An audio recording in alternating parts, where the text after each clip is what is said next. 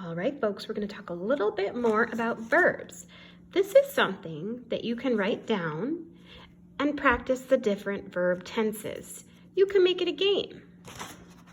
Or you can take one verb like run and write it out in sentences. For your little kids, you may do this. For your older kids, they can do this themselves. It's good to practice with regular verbs and it's good to practice with irregular verbs because no matter what, when you're writing them out, it's going to change just a little bit. So I'm going to grab my purple in hopes that you can see it. All right, I'm going to try to get a good angle. So if we take the word run, when you say the future tense, we add that will. So I know, and the listener knows, or the reader knows in your sentence that this thing hasn't happened yet, that it's going to happen because we wrote the word will. Not to be confused with the name will, so don't give it an uppercase, keep it lowercase. I will run to school. Some of you would be able to do this, and I know I could not. I'm not running 10, 15 miles to school. I'd be very sweaty. So when we do future tense, we add this word will, and we don't change the verb. It stays the same. Here's our verb is run. It stays the same. I will run to school.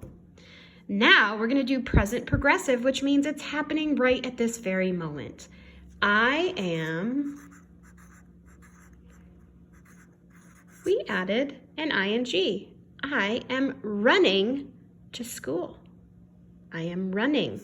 Now if you see, I added an extra N because that's not how we spell running. We have to add that extra N. All right, and then we are going to do past tense, which means it's done. It already happened. It's over with. It happened a year ago, this morning, a minute ago. It's done. It's in the past. So because this is an irregular verb, it's going to change to I ran to school. So we could say yesterday I ran to school. Right now I am running to school. Tomorrow I will run to school. And then, if you had a paper like this, or you could even put it on a dry erase board if you have it, or that way you don't have to keep writing it over and over again. It's just a good way to drill or practice these verbs. So we'll do a couple of them. Tomorrow I will, let's do this word. Because Mrs. Scott loves to dance with her kids. So tomorrow I will, we add that will. And then we say dance. That verb doesn't change. I will dance. I am. So this tells us, helping verb tells us it's happening right now. I am dancing. Boop, boop. See how we changed the spelling? Dancing. Yesterday, this is a regular verb. I danced.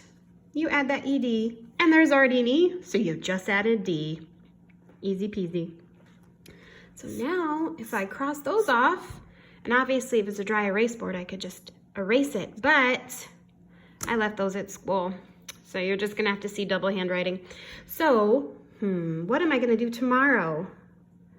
Ooh, I know. Hopefully, I doubt it's gonna happen because my kids are home, but I'm going to rest. So tomorrow, I will rest.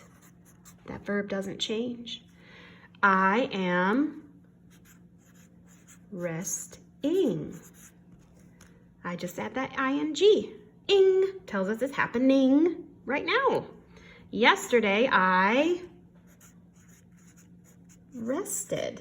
I just add that ed ending because these are both regular verbs. A lot of this is just going to have to be memorization for those regular and irregular verbs. And another tip to think about. When you're writing these words, some of them sound like they end in D, and some sound like they end in T. So rested is a little bit easier to spell because you can hear that D. Now, when I say I danced, when we only hear the sounds, it sounds like a T. But we have to keep in mind, when it's a verb, an action word, you add the ED. It's always going to be spelled ED, but it might not sound like it. Our language is so much fun, isn't it? Thanks, guys.